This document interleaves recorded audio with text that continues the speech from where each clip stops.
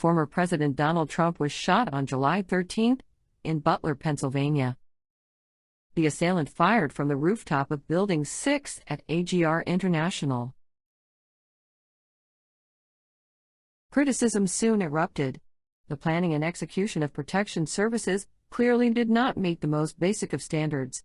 The placement and conduct of counter-snipers in Building 3 became a hot topic. The failure to use the water tower to the east of AGR also received significant attention. Oddly enough, this prominent AGR building has received no attention. On its door facing the water tower, this can be identified as Building 9.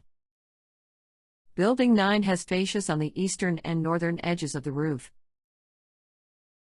These provide perfect shelter for a shooter firing towards President Trump. Building 9 also had the perfect elevation for a shooter. Here, Benny Johnson is standing on the ground where President Trump was shot.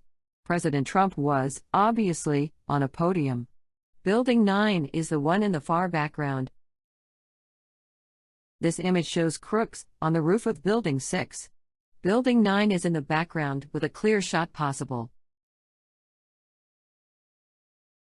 With the height advantage of Building 9, a shooter would not have been visible from the eastern parking areas of AGR. This also makes a shooter invisible from the west. Trees around the building provided additional cover. Protection Services deployed 3 counter-sniper teams. These teams had overwatch and sniping duties. 2 outward-facing teams were positioned on the barns behind the podium. One had a north-facing duty, the other faced south. The third team was stationed inside Building 3. This was an inward-facing team. The green shape in this graphic shows the combined unobstructed views of these teams. Building 6 had partial overwatch, but Building 9 had none whatsoever. Sound recordings were made directly west of the AGR buildings. Here, the first 3 shots sounded muffled in comparison to the next 5. To the south, this sound difference was barely noticeable. The sound of shots fired from Building 9 would have been reflected by Building 3. This would have muffled the sound west of the AGR buildings. To the south, the buildings were all lower than Building 9. As a result, the gunshot sounds would have traveled nearly unobstructed. In this direction, a muffling effect would have been minimal. The variation in gunshot sounds suggests the presence of a second shooter. The common argument, though, is that suggested firing positions do not match known bullet trajectories. Shots fired from the roof of Building 9, however, would have followed a trajectory matching shots fired by crooks. With the preceding information in mind, investigators can compile possible event scenarios. Here's an example.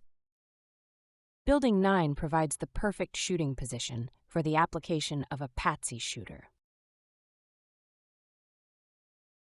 The professional shooter in the team needs a ladder to climb the last 6 feet onto Building 9. Crooks, the team patsy, buys this ladder from a local store. Then, at some point before the shooting event, the professional shooter uses the ladder to get onto Building 9. Crooks removes the ladder and leaves the area. He also disposes of the ladder.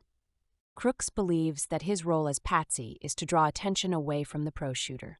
Before and after Trump is shot, the pro shooter will shoot 3 shots. Crooks fire 5 rapid shots and then surrenders. His arrest will allow the pro shooter to escape hand. Crooks returns to AGR shortly before the shooting. He consciously draws attention to keep eyes off the pro shooter. However, he nearly gets arrested. When Crooks gets into position on Building 6, the pro needs to rush off 3 kill shots. As briefed, Crooks fires 5 rapid shots. The 8 bullet trajectories are a near-perfect match. Now clearly identified as an aggressor, Crooks is shot by security services. During the chaos that ensues, the pro shooter climbs down Building 9. He merges with protection services inside the AGR buildings. He has a bleeding hand, which he cut when climbing down Building 9, without a ladder.